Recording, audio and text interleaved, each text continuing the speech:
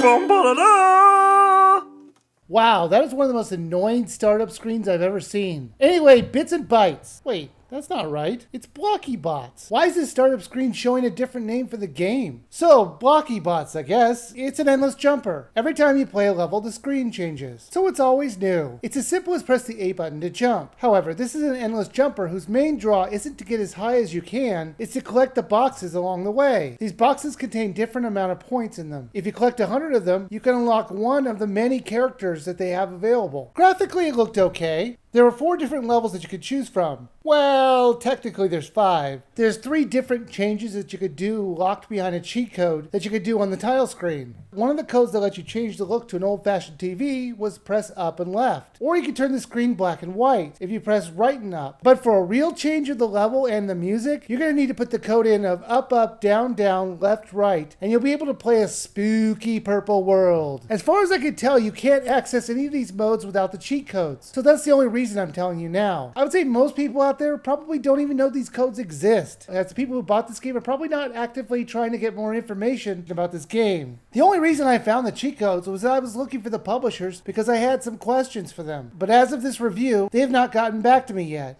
There's really only 4 levels, so why not make the 5th one unlockable in the game as well? Why do you have it locked behind a code system? And if it is unlockable, it sure isn't clear how to do it. All of the levels play the same, only the look changes. The same can't be said for the different characters that you unlock, but they all had different animations, which was just delightful to see, as I wasn't expecting it. I was just expecting a reskin of the main character. It was fun to see the little quirky things the characters could do. It's hard to tell if there's any difference in the actual jumping, but I seem to have an easier time with different characters. But that just might be me getting better at the game over time. It took me over 2 hours to unlock all of the characters. I had all the levels unlocked by 40 minutes, but I kept playing because it was so addicting. The 100 points to unlock a character was just enough to make it reachable with just a little bit of effort, so I just kept playing. Mainly because I wanted to unlock him, the pissed off firefly thingy from Spiky Walls. Doing a little research, I see this was actually on purpose, and he was on loan from RC Maddox. Aw, that's really sweet of them. It was just good to see him in a fun game for a change. It did annoy me that it was the last character that I unlocked. I'm not sure if it's random which characters get unlocked, or if they saved that one for last for the Blocky Bot experts. There is one major problem with this game, and it could be a deal breaker. The game has a real problem with slowdowns. It's not all the time when this happens. In fact, you can go minutes without any slowdown. But when it does happen, it can interfere with your jumps or even crash the game. In the 2 hours I played this game, it crashed twice. Because of the slowdowns messed up my jump, and I jumped behind the background and just kept falling. It was really annoying to have a good jumping streak